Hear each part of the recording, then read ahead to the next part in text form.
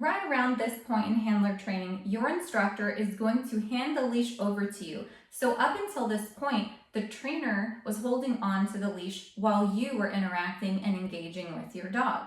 But now it's time for you to learn how to do something additional. There's a lot of multitasking when it comes to handling a dog, but we are going to be presenting this information very slowly, and just like dogs, human beings, they're all unique individuals and everybody learns at a different pace, and that's okay. Once the instructor sees that you're able to handle the leash and issue commands, they're going to show you how to do so, and we're also looking at how each recipient needs to handle a leash differently. So as an example, if we have a recipient that has seizures, we might give them a leash that is a cross-body leash, or a leash that clips onto their treat bag or clips onto a belt.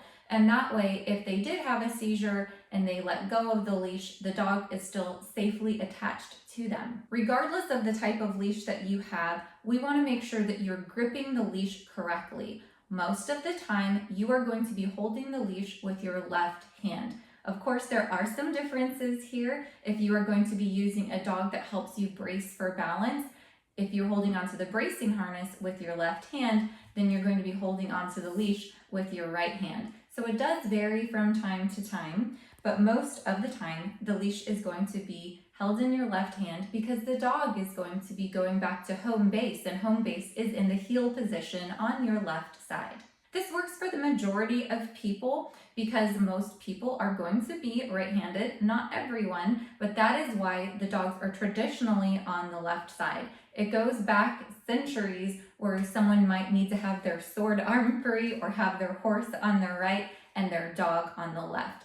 Just because we are training the dogs for a wide variety of people, the dogs are always started out on the left side, and most of the time they stay there and they do not move over to the right. When you're gripping the leash, what we're looking for is that you are gripping it by draping the leash over your left thumb. So if you're just going to hold your left hand out like this, you want the leash to drape around it just like that, and then wrap your fingers around the other end of the leash. And that way, it's going to be held nice and taut just by the pressure draping over your thumb. Instead of trying to hold the leash like this, we don't want you white knuckling it the whole time. We want your hand to be relaxed. Remember, you're going to have this leash in your hand sometimes all day long. If you're going out on a big adventure, you're going to be running errands, going to work, going to be at school all day. So you want to be comfortable, and our training methods and the ways that we hold our leashes and use our treat bags all revolves around the idea that you are not handling your dog for a very short period of time, but you're going to be handling it throughout the day. Now remember, you get to practice this in person, face to face with your trainer and your dog. So don't put too much pressure on yourself right now, but this is going to help to prepare you so that when you see it again later, it starts to sink into your long-term memory. And we actually will even be sending a leash home with you to practice overnight before you take your dog home so that you can practice without the dog attached to the leash. So of course the leashes have a clip on one side, and that's the side that's going to be going onto the dog's halter or collar or harness, and that is going to be on the outside, and then you're going to be draping that leash over your thumb, and then we've got the inside of the leash. And when I say inside, I mean it's closer to me, and the outside is further away from me. That's the side that's going over to the dog. And then again, you're going to be wrapping your fingers around the end of the leash there. If you have a leash that has a handle on the other side, you are actually going to loop that over your thumb, but underneath the other part of that leash. So it looks just like this. And then you're going to wrap your fingers around it. The reason that we hold the leash this way is so that if the dog was to lie down, then you can just release some of that pressure and the leash will give out just like that. And then you can hold it again. And then when you're ready to start moving or you needed your dog to stand, you can pull in that extra slack on the leash just like this. Very easy. As opposed to trying to wrap it in your hand, wrapping it around, It's just too complicated. We need it to be very, very easy for you. Now, of course, in the beginning, it seems difficult because we're asking for something that's very concise, but that's the beauty of it. You're learning how to hold the leash correctly in the beginning. It might be a little tricky in the beginning to learn to hold it exactly the same way every time, but it starts to become muscle memory for you, and then it just becomes an extension of your body. And really, that's what the dog is going to be as well. They are going to be your shadow, and it's going to be so easy to work with them. You're going to think, I need this dog to down. You're going to issue the command, and it will happen. You won't realize all of the individual steps that you're putting into it. You won't feel your hand trying to locate the leash and hold it the right way. It's just going to happen by rote because you are accustomed to doing it out of habit. Training heel is one of the most important commands that you are going to utilize on a day-to-day basis. It wouldn't be practical to be dragging your dog everywhere, or worse, to have them drag you everywhere. It's just not safe. You, as the logical leader, are going to tell your dog where to go and how to behave in a lot of different situations. When we are initially showing you how to do heel with your dog, the trainer will have a clicker, and they are going to mark the exact moment that your dog is in the heel position. So of course it's telling the dog, who already understands what that marker means, that they are in the correct position, but now it's also showing you as the recipient that your dog is in the right position. So in the beginning, we have you take just 1 or 2 steps forward and say heel. Fifi, heel. Take a step forward, and if the dog stops in the correct position, which means that their shoulder is exactly in line with your hip, then the instructor will click and you'll know, my dog did it correctly. You'll say, good dog, and then you'll give them a treat. So it's so nice that it's marking for you and for your dog. This is very similar to how we're training a dog to heel initially in the very basics of their training. As a trainer or a foster, we're not expecting to take our dog out on a field trip and work on heel out in a public setting or at a park or down a sidewalk. We are going to teach our dog how to heel in a 4-foot by 4-foot area, usually indoors or in an outdoor environment that they are very accustomed to. So accustomed that they are not sniffing the ground and picking up leaves. It's free of distraction, so there aren't a lot of other dogs running around or children running. It's not by a busy street. The dog can really just focus on what you're asking them to do. And initially, we're using a treat and we are luring them into the correct position. And when their shoulder comes back and lines up perfectly with our hip, we will click and treat, showing them that they are in the perfect position. Then we will take a step forward, and when their shoulder lines up perfectly with our hip, we click and treat again. We might start doing things like pivoting a little bit to the right, and we might have to wait because the dog isn't lining up perfectly with us, but they do soon. Soon their shoulder will line up evenly with your hip. You click and you treat. We also have to show the dog how we can make left turns, and this is tricky for the dog because they have to stand still as we're starting to walk around them, and then they fall into place just by pivoting their body to stay even with our hip. So you can see how these little tiny movements, minute increments, is showing the dog where they're supposed to be in the heel position. Heel is not about the destination. It's not about going on a walk. Heel means I need you exactly right here. If the dog is just a few inches ahead of your hip, they don't win the prize. And so we need to make sure that they understand the exact position in that distraction-free environment before we move on.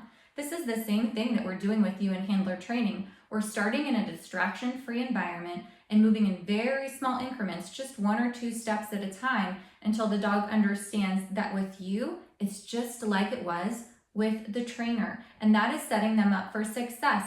It's setting it in their minds and understanding of what it is that we're asking for. And as trainers, we will not move forward with that dog. We will not go take them on a walk down the street and ask them to heel if they're not doing it very well first in a distraction-free environment, just the same as handler training.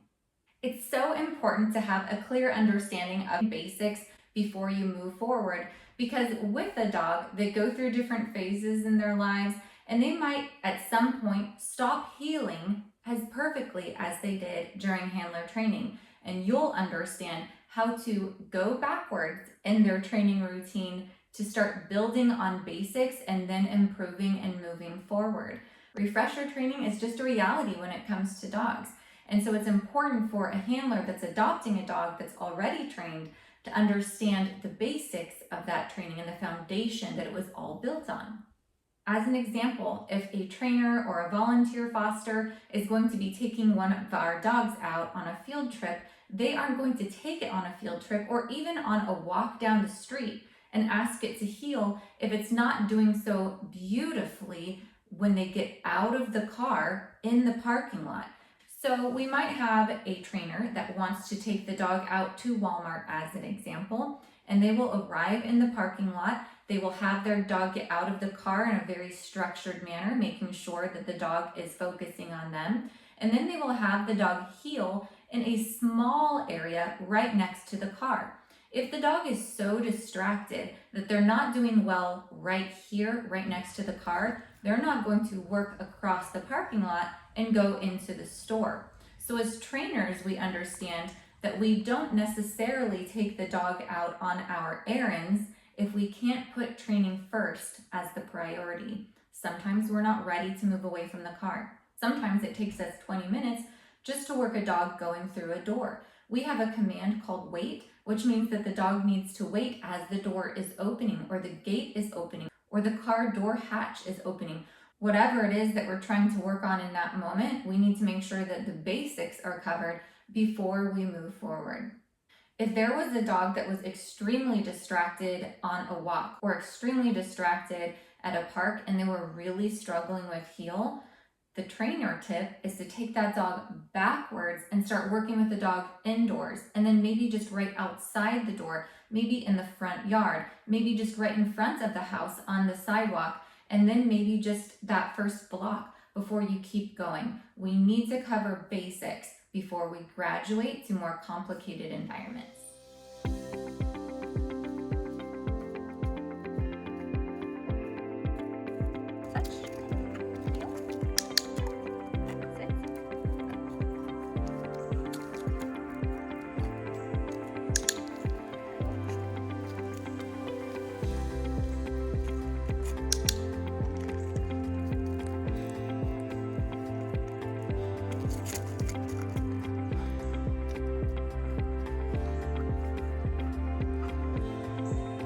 Nothing is happening.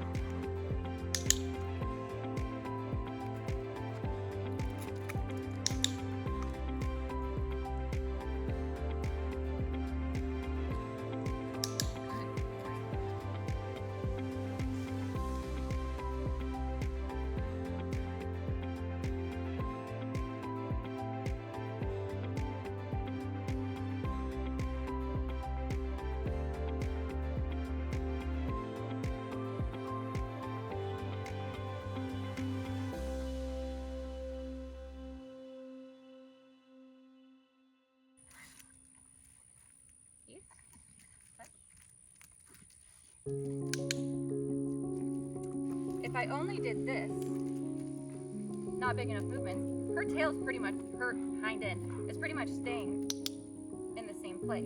If I wanted the entire dog to move, I'm going to make big sweeping movements, and I'm going to move my feet. Moving your feet is an important part of this. And so when I want her to come back into the heel position, if I'm only doing this, I can't get her to keep going.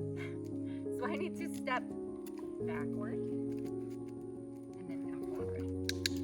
And I'm going to click right when her shoulder ends up at my hip, because that's where I need her to. I can also move just slightly. And when her shoulder catches up to my hip, I'm going to click and treat. If she does the wrong thing, I'm going to put her back into a position where she can get rewarded.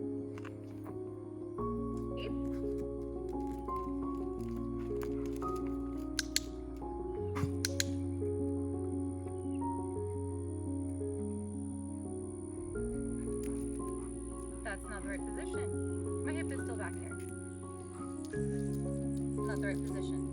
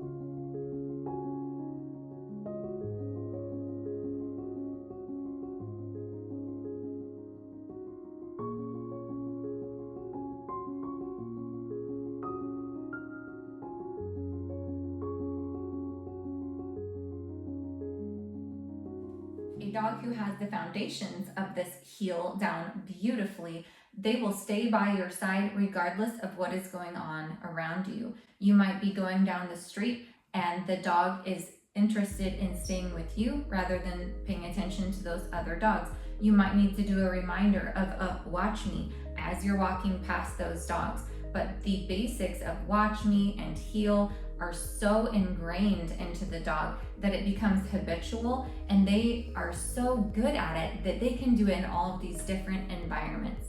Overall, make sure that you're setting your dog up for success by covering the fundamentals before you move on.